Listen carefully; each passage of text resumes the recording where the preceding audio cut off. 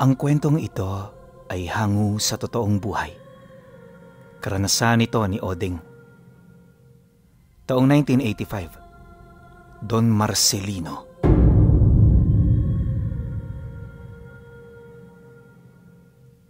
Nag-aaral na sa kolehiyo nang mapadpad si Oding sa lugar ng Marcelino. Hindi sila pumunta roon para magliwaliw, bagkus tumungo sila para hanapin ang isang baryong hitik sa mga kakaibang istorya. Parte ito ng proyekto nila, kaya sa basbas ng kanilang guro, sama-sama sila roong tumungo. Ang plano, magpapalipas sila roon ng 1 linggo para alamin ang mga bagay-bagay ukol dito. Hindi naman nakakatakot ang baryo na pupuntahan nila. Gawa ng kabilang din ito sa mga lugar na dinadaanan ng mga manlalako at iba pang mga taong araw-araw na naglalakad patungo sa mga karatig lugar. Malapit lang din ang baryo sa pangunahing kalsada na nagdudugtong sa bayan ng Digos, kaya halos 3 sasakyan lang din ang nilipatan nila. Ang problema nga lang, inabot sila ng ilang araw bago marating ang baryo. Di rin kasi biro ang layo nito, kaya halos ilang linggo rin nila itong pinag-usapan ng maigi. Marami ang tutol sa kanilang gagawin, subalit sa kabila nito, natuloy pa rin ang gusto ng karamihan. Bukod kasi sa yun lang ang lugar na alam nilang pwedeng maipasok sa proyekto, naiisip din nila na sa pamamagitan nito, mapapatatag nila ang kanilang samahan. At nga pala pinuno, 6 lang sila roong pumunta. Bale siya, yung 4 niyang kamag-aral, tapos yung guro nila. Walang basbas ng paaralan ang lakad nilang yon dahil ginawa nila ito sa mga araw na malapit na ang bakasyon.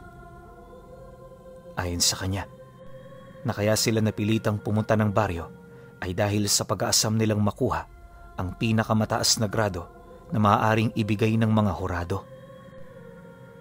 Ito kasi ang kanilang pinanghahawakan upang sa hinaharap magkaroon sila ng magandang trabaho. Hindi ko nasasabihin kung ano ang kurso na kinuha nila at hindi ko na rin ilalahad ang baryong pinuntahan nila. Mahirap na kasi baka may mga nakatira roon na nakakaalam ng tungkol dito. Isa pa, kaya ayaw na itong ipagsabi nila Oding dahil sa matagal na rin itong nangyari. Hindi nila maisip kung ano ang magiging epekto nito sa oras na marinig ito ng mga taong gustong pumunta ng Don Marcelino. Nang dumating na sila sa bukana ng baryo, nakita nila ang malaking tabla na merong nakaukit na pangalan ng baryo. Nakalagay ito sa tabi ng kalsada na animoy ito ang paraan ng mga naninirahan doon upang makahikayat ng mga tao. Pagpasok nila sa lugar, agad silang sinalubong ng mga taga roon. Masiyahin ng mga ito, animoy sanay na sa mga dayo. Habang nakikipagkumustahan naman sila, kaagad na nilang pinagmasdan ang lahat ng bahay na nasa paligid. Isa-isa nilang pinag-aralan ang itsura at ang mga kagamitang nakalatag sa balkonahe at bakuran ng mga ito. Ganon ang ginawa nila hanggang sa umalis na ang mga taga-baryo. Kalaunan, dito na sila naghanap ng matutuluyan. Akala nila noon pinuno, mapapagastos sila ng malaki, pero nang makahanap na sila ng angkop na bahay, nagulat sila nang magsalita ang nagmamay-ari nito. Nako, dito sa aming lugar hindi kami tumatanggap ng pera. Libre lahat dito, kaya hanggat narito kayo, ituring nyo na parang sa inyo rin ang bahay ko. O sige na, pumasok na kayo. Dahil sa sinabi nito, bigla silang napaisip. Kasi kung titingnan ng bahay na yon, sigurado talaga silang bahay tuluyan nito. Hindi naman siguro magnenegosyo ang isang tao kung wala itong perang inaasahang papasok. Sa paulit-ulit na pakikipag-usap nila rito, hindi talaga nagbago ang pasya nito. Nakakahiyamang isipin pero malugod na lang nilang kinuha ang alok ng matanda. Nanuluyan sila sa 2 palapag kung saan dito nila nakita ang iba pang silid na walang laman. Hindi konkreto ang bahay tuluyan. Gawa lang ito sa tabla at mga kahoy. Purong anahaw din ng bubong, tapos yung sahig sa ikalawang palapag, gawa sa kawayan.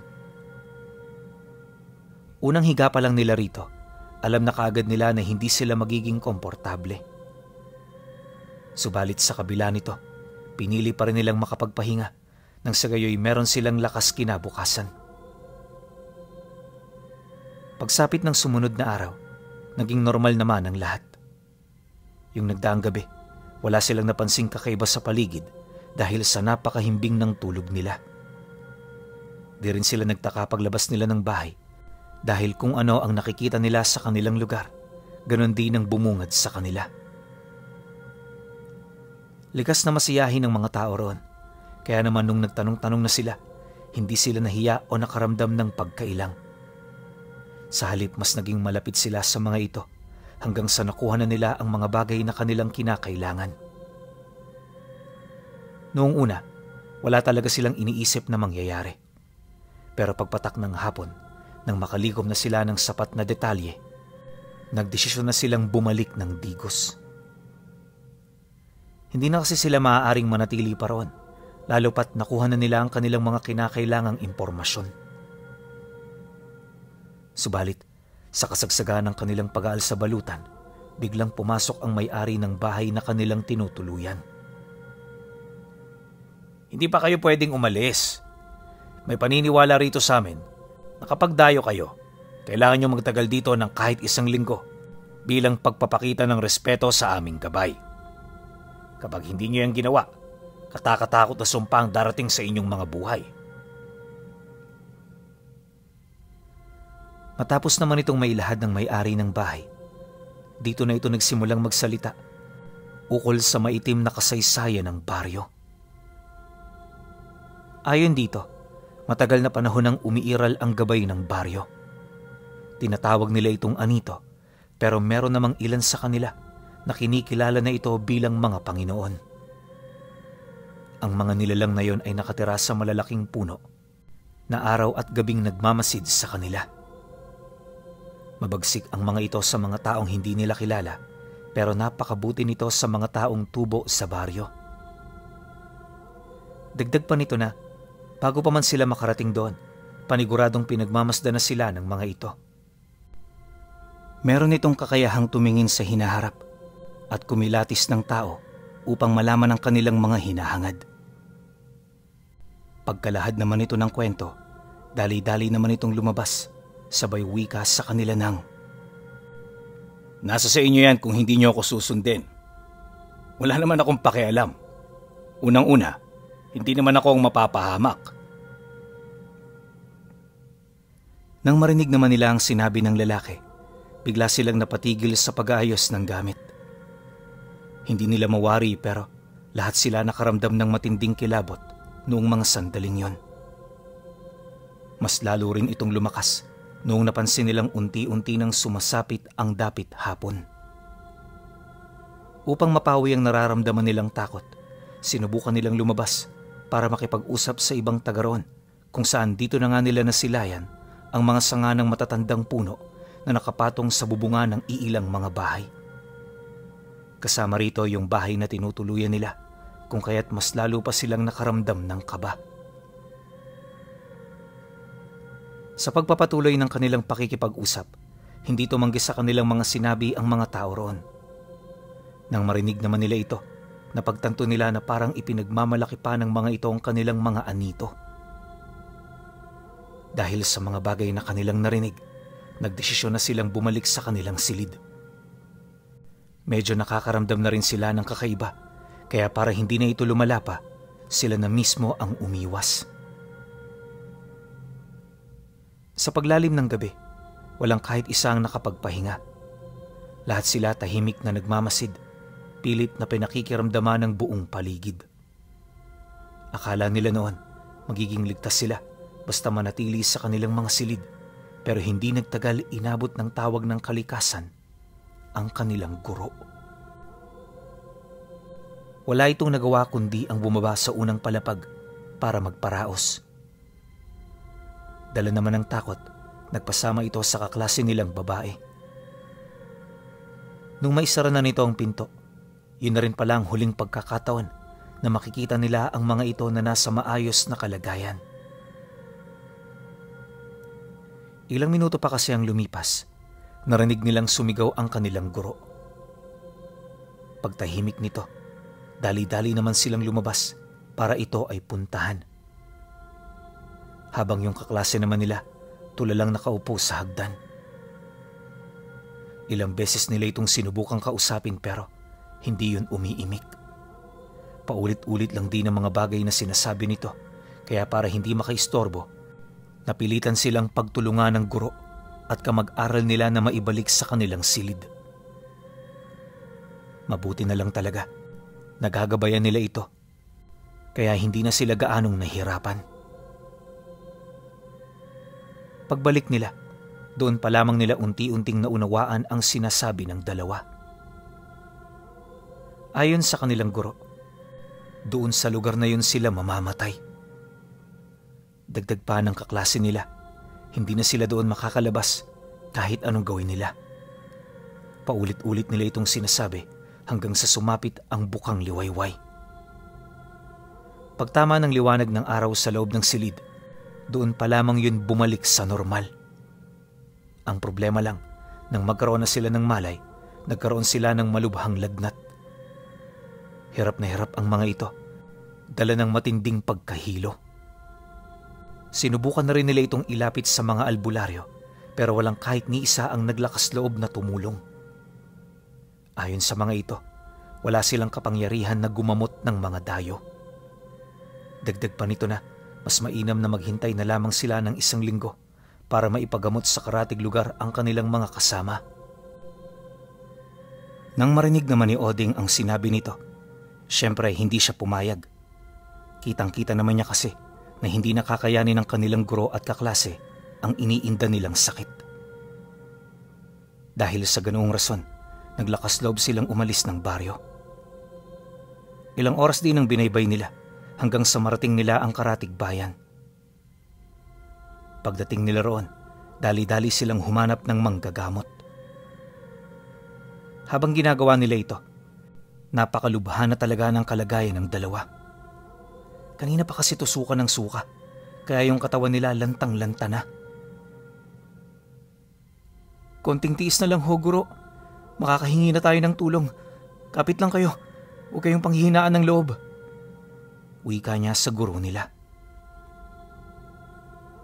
Ilang minuto pa ang lumipas, meron na nga silang nakitang bahay ng albularyo. Kaya ito naging posible ay dahil sa tulong ng iilang mga taong nakasalubong nila sa daan. Pagdating naman nila sa loob ng bakuran nito, nakasalubong nila ang isang matandang lalaki na animoy merong hinahanap sa paligid. Pagsilay nito sa kanila, bigla itong napaatras na para bang hindi ito makapaniwala sa kanyang mga nakikita. Ilang segundo ring natigilan ng matanda hanggang sa nagkaroon na ito ng lakas ng loob na magsalita. Galing ba kayo sa baryong pinakamalapit dito? Ba't kayo bumisita? Ano ang kailangan ninyo? Nagtatakang tanong nito sa kanila. Nang marinig naman niya ang sinabi nito, agad naman niyang inilahad ang kasalukuyang sitwasyon ng kanilang guro. Taus-puso rin siya roong nakiusap na kung maaari ipagpaliban na muna nila ang mga katanungan nito para naman matulungan ang kanilang kasama. Subalit nang marinig ito ng matanda, inilahad nito sa kanya na wala na itong magagawa. Dagdag pa nito na ang karamdaman ng guro at kaklase niya ay dulot sa sumpang ibinigay ng anito. Hinding-hindi ito matatanggal ng kahit na anong uri ng lunas, gawa ng nagmula ito sa isang makapangyarihang nilalang. Pagtatapat pa ng manggagamot na, ang sakit na yon ay parang lason sa kadahilan ng pagkatapos nito sa isa. Pipinsalain naman ito ang iba hanggang sa wala na sa kanila ang matira. Mariinding inilahad ng matanda na baliwala na ang pagtakas sa lugar na yon dahil pagsapit ng gabi, kusa silang ibabalik dito ng hapon. Matapos naman itong marinig ni Oding, agad naman siyang nagtanong ukol sa kung ano ang nangyayari. Maging siya man kasi, aminadong hindi pa nauunawaan ang sitwasyon na kanilang kinalalagyan. Pagkarinig naman ng matanda sa kanyang tanong, dahan-dahan itong lumapit sa kanya habang sumasagot ng, "Hindi kasi kayo marunong magtanong-tanong kaya kayo napapahamak. Hindi niyo ba alam na ang lugar na pinuntahan ninyo ay baryo na isinumpa ng mga engkanto? Wala pang nakakalabas dyan ng buhay. Kaya ngayon pa lang, magdasal-dasal na kayo sapagkat sa mga susunod na araw, nasisiguro kong hindi magiging maganda ang kalagayan ninyo." Dagdag pa nito na, ang tanging maitutulong na lang niya ay maibsan pansamantala ang karamdamang iniinda ng grupo nila. Maliban dito, wala na siyang kayang ibigay. Nang marinig naman ni Oding ang sinabi nito, agad naman siyang nagtanong kung meron pa bang paraan para makatakas sila ng baryo. Hindi kasi siya kumbinsido na wala ng paraan, lalo pat nagawa nga nilang makalabas dito.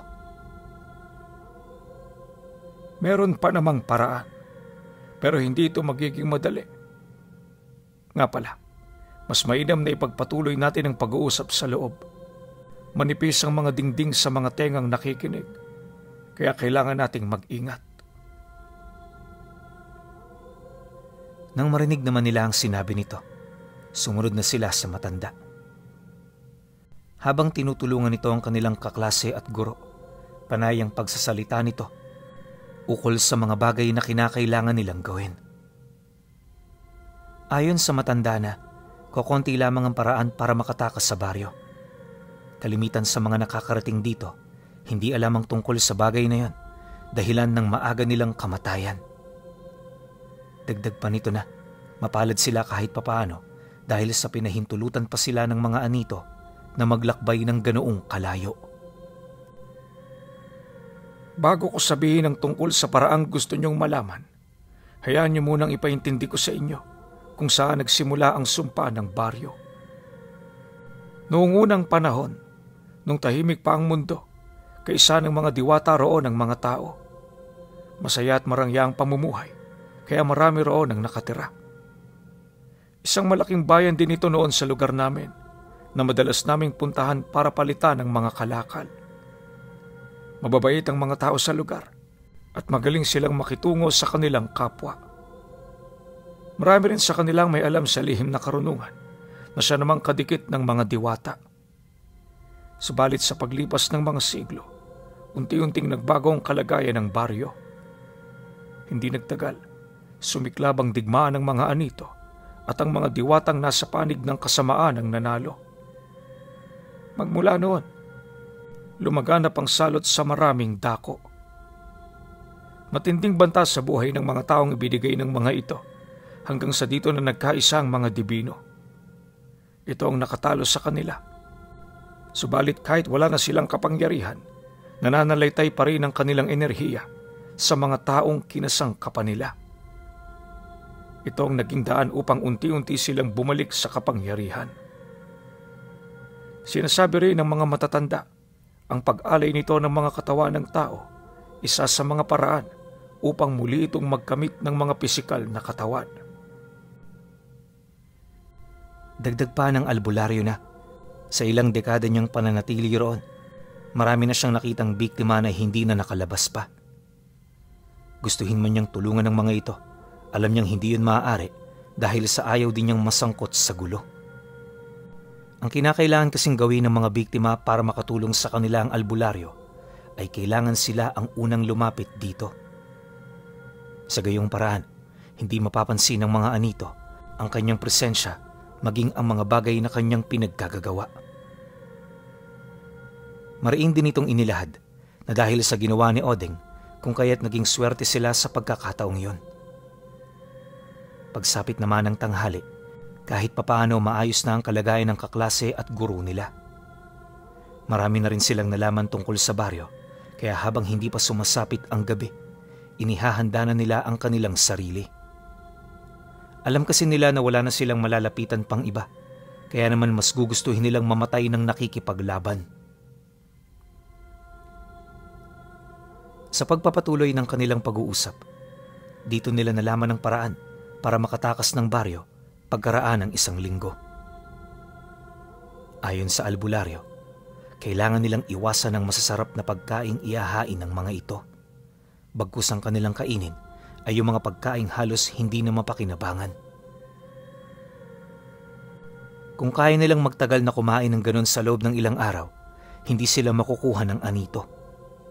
Subalit kapag nagkamali sila, wala nang paraan pa upang sila'y maisalba.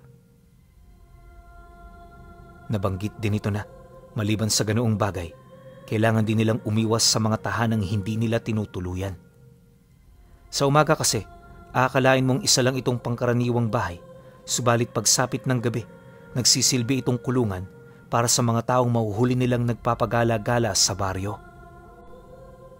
Mariin din itong inilahad na hanggat maaari, iwasan nilang lumabas ng silid kapag 10 oras ng gabi. Kung tinatawag sila ng kalikasan o hindi naman kaya'y naiihi, sa kwarto na lang nila ito gawin. Mas mainam ng ganon, upang masigurong hindi sila matataniman ng sakit na sumasabay sa hangin. Matapos naman itong mailahad sa kanila ang lahat, inabisuhan na sila nitong bumalik ng baryo. Mas mainam kasi nang makauwi sila ng mas maaga para hindi na sila puwersahang mapabalik ng mga diwata. Pagdating naman nila sa baryo, muling tumambad sa kanila ang mga taong ubod ng saya. Sa lugar na yon, pinuno, parang hindi umiiral ang problema. Lahat nakangiti, tapos karamihan sa mga tao hindi nagtatrabaho. Yun bang nakadepende ang buhay nila sa mga kakilala nilang may kaya at nakakaangat na sa buhay. Pagdating ng dapit hapon, dito na nagsimula ang paghatid ng mga pagkain. Lahat ng nakahain sa hapagkainan, purong masasarap, kaya halos wala sila roong makitang hindi makain ng tao. Nang masipat naman ito ng kanyang mga kaklase, sinubukan nilang pigilan ng kanilang kagustuhan na kumain. Kulang na nga lang, subuan na sila ng may-ari, pero hindi pa rin sila bumigay. Lahat sila tiniis talaga ito, hanggang sa di na talaga makayanan ni Oding na hindi tumikim. Ang ginawa niya para makaligtas, dali-dali siyang pumunta sa kusina. Naghanap siya roon ng magiging laman ng tiyan niya, kung saan dito nga niya nakita ang kanin baboy. Inuud at punong-puno na ng langaw ang lalagyanan nito, pero hindi siya nagpatinag. Kahit napakapangit ng lasa at amoy, sinabsab niya ito ng sinabsab hanggang sa mapunan na nito ang kumakalam niyang sikmura.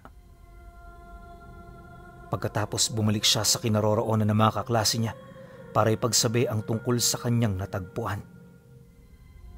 Kaso lang, nung makita na nila ito, hindi sila nagkaroon ng lakas ng loob para kumain.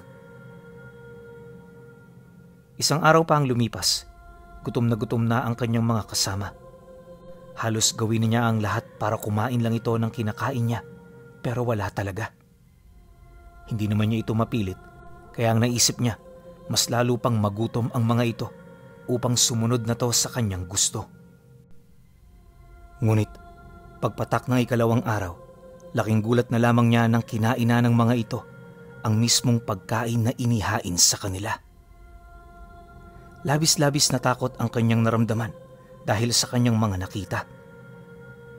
Gayunpaman sa kabila nito, hindi na siya nag-abala pang pakialaman ng desisyon ng mga kaklase niya. Kahit sino naman siguro, ganun talaga ang gagawin, lalo na kung wala ng laman ng sikmura. Dagdag pa niya na, nung pinagmamasdan niya ang mga ito, halos masuka-suka siya, gawa ng yung paraan nila ng pagkain, parang mga hayop. Yun bang parang mauubusan kahit napakarami ng nakahanda sa hapagkainan? Nang masipat naman ang nagmamay-ari ng bahay ang ginawa ng mga kasama niya, kitang-kita niya sa mukha nito ang matinding pagkatuwa. Pagbaling nito ng tingin sa kanya, bigla naman yung nagwika ng, Ikaw na lang ang kulang. Hanggang kailan mo kaya matatagalan ng gutom? Mas masaya sana, Oding, kung bukas na bukas din sumunod ka na sa kanila. Pagkarinig naman niya sa sinabi nito, hindi siya sumagot. Masyado na kasing marami ang mga nakikita niyang kakaiba sa puntong muntik-muntika na siyang masiraan ng bait. Ayon nga sa kanya na, sa loob ng ilang araw, pakiramdam niya ilang taon na ang lumipas.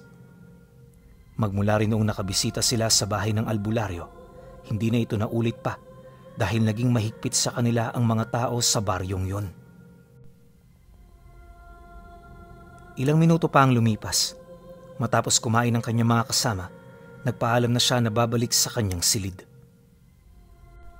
Nakasama pa naman niya ang mga ito pero pagsapit ng sumunod na araw, hindi niya na ito nakita pa. Naroon pa rin naman ang gamit ng mga kasama niya, ngunit hindi niya na ito mahagilap. Pagbaba niya sa unang palapag, agad niyang kinumpronta ang may-ari ng bahay. Pilit niya itong tinanong kung nasaan ang mga kaibigan niya, pero hindi yun nagsasabi ng totoo. Basta ang paulit-ulit nitong sagot sa kanya na kung talagang desidido siya, hanapin niya ito sa baryo nila. Dagdag pa nito na nasa paligid lang ang kanyang mga kaibigan at naghihintay sa kanya. Nang marinig naman ni Odeng ang sinabi ng lalaki, dali-dali siyang lumabas. Pagdating niya sa pinakamalapit na bahay, paulit-ulit siyang nagtanong pero yung mga tao roon hindi sumasagot ng diretsyo. Pinipeke rin ito ang kanilang mga sarili na animoy merong pinagkakaabalahan kahit wala naman. Ang ganoong akto ng mga tao roon ang naging dahilan upang hindi na siya magtanong pa. Sa halip ang ginawa niya, pinasok niya ang mga bahay-bahay para hanapin ang mga ito. Ngunit sa kasamaang palad, wala talaga siyang nahanap hanggang sa magpasya na siya na bumalik na lang sa bahay na tinutuluyan niya. Ayon sa kanya pinuno, na sa kasagsagan ng paghahanap, meron siyang isang bagay na napansin sa baryo. Lahat ng tahanan doon merong ikalawang palapag, pero tanging ang tinutuluyan lang nila ang merong kakayahang magbukas ng bintana sa itaas. Hindi niya mawari kung ano ang ibig sabihin nito, pero sa tuwing iniaalis niya ang kanyang paningin sa mga palapag ng bahay, pakiramdam niya merong mula roon ang nagmamasid sa kanya. Nakakatakot ang ganong pakiramdam, sa puntong hindi na siya nangahaspang bumaling ng tingin dito. Pagdating niya sa kanyang tinutuluyan, nadatnan niya ang lalaki na merong daladalang pagkain.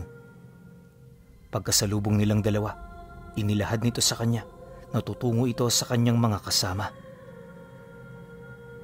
Dagdag pa nito na kung gusto niya itong makita, pwede siyang sumunod, pero siguraduhin lang niya na wala siyang kakausapin sa lugar na yon.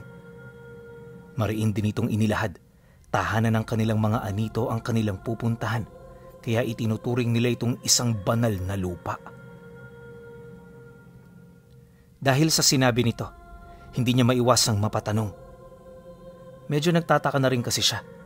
Gawa ng bakit sinabi ito sa kanya ng lalaki, gayong ang paningin niya sa mga ito ay mga mortal niyang kalaban. Huwag ka namang ganyan, Odeng. Kahit papano meron naman tayong pinagsamahan. At sa nakikita ko, yan lang din ang pwede kong maitulong sa'yo. Alam ko namang wala kang magagawa. At darating ang araw, kakain at kakain ka ng aming pagkain dito. Matagal nang ubos ang dala ninyo, kaya hindi mo makakayanan ng tentasyon ng mga pagkain dito. Nang marinig naman niya ang sinabi nito, doon na naging malinaw sa kanya ang lahat. Naisip din niya na hindi talaga siya tinutulungan ng lalaki, bagkus ang nais nito ay paglaruan ang kanyang damdamin. Gusto nitong makita siyang madurog, pero hindi niya ito papayagan. Sa isip-isip niya na, natanggap na niya ang sinapit ng kanyang mga kamag-aral, kaya anuman ang mangyari, hinding-hindi na siya maaapektuhan. Nakatuon din ang kanyang atensyon sa kung papaano siya rito tatakas pagsapit ng sumunod na araw. 2 gabi na lang kasi ang kanyang hinihintay bago sumapit ang huling araw ng linggo. At para mabuhay at makapagpatuloy, kinakailangan niyang kumain ng kanin baboy. Kahit papaano, nasanay na rin siya sa lasa nito, kaya unti-unti niyang natatagalan ang matinding pandidiri. Ilang minuto pa ang lumipas, narating na nga nila ang bahay. Taliwas sa mga bahay sa baryo, tanging ito lang ang tahanan na napapalibutan ng mga puno ng akasya. Ni isang bata wala siya roong nakita, Gawa ng sa bahay na yon, pawang matatanda lamang ang nakatira. Pagpasok nila sa loob nito, bumungad sa kanila ang napakaraming kulungan. Kung hindi siya nagkakamali, nasa humigit kumulang sa 50 ang bilang ng mga ito. Bawat kulungan, merong lamang tao sa loob na walang patid na nagmamakaawa. Karamihan sa mga ito nagwawala, pero kahit anong gawin nila, alam nilang hindi na sila makakatakas pa. Pagdating naman nila sa gitnang parte, dito niya nakita ang kanyang mga kaklase at guro. Tulala itong nakaupo sa loob, animoy naghihintay ng kanilang kamatayan. Pag-abot naman ng lalaki ng pagkain, dali-dali naman sila roong umalis. Iwas na iwas din itong makipag-usap sa mga matatanda na parabang ayaw nitong madamay. Pagbalik nila sa tahanan nito, agad siyang dumiretso sa kusina para kumain ng kanin baboy. Lahat ng natira tinipid niya hanggang sa dumating ang araw ng linggo. Pagsapit ng araw na yon, hindi na siya roon nagpaabot ng dapit hapon. Marami man ang pumigil sa kanyang pag-alis, mas nanaig ang kanyang desisyon na lisanin ito. Awa naman ng Diyos, dahil sa katirikan ng araw, kaya nagawa niyang malusutan ang mga nilalang. Pagod na pagod man ang katawan, pinagtiyagaan niyang lumakad patungo sa karatig baryo hanggang sa marating na niya ang bahay ng albularyo. Lahat ng nakita niya sa lugar bago niya ito iniwan, wala siyang itinago. Lahat sinabi niya, kaya naman nalaman ng albularyo ang kasalukuyang nangyayari sa lugar. Ayon dito, ang mga matandang nakita niya ay ang pinakamaihinang wangis ng mga anino. Kung hindi rin ito nagkakamali, ilang siglo pa itong mananatili sa ganoong anyo bago ito makakuha ng tamang katawan para maging daluyan ng kanilang kapangyarihan. Odeng, umalis ka na rito. Lahat ng nangyari, kalimutan mo na. Huwag mo nang alalahanin ang mga kamag-aral mo sapagkat patay na sila. Unahin mo ang sarili mo dahil sa ngayon yan ang pinakamahalaga sa lahat. Bago ka rin dito umalis, siguraduhin mong hindi ka nababalik. Nang marinig naman niya ang sinabi nito, habang buhay niya na itong itinanim sa kanyang puso. Pag-alis niya ng lugar, lahat ng nangyari doon pilit niyang kinalimutan. At sa kasamaang palad, ito rin ang naging mitya upang hindi siya makapagtapos sa pag-aaral. Gayunpaman sa kabila nito, namuhay siya ng maayos at may matinong trabaho. Hanggang sa pagtanda ni Odeng Pinuno, hindi niya talaga nakalimutan ang tungkol sa baryong pinagganapan ng digmaan ng mga diwata at ng mga anito.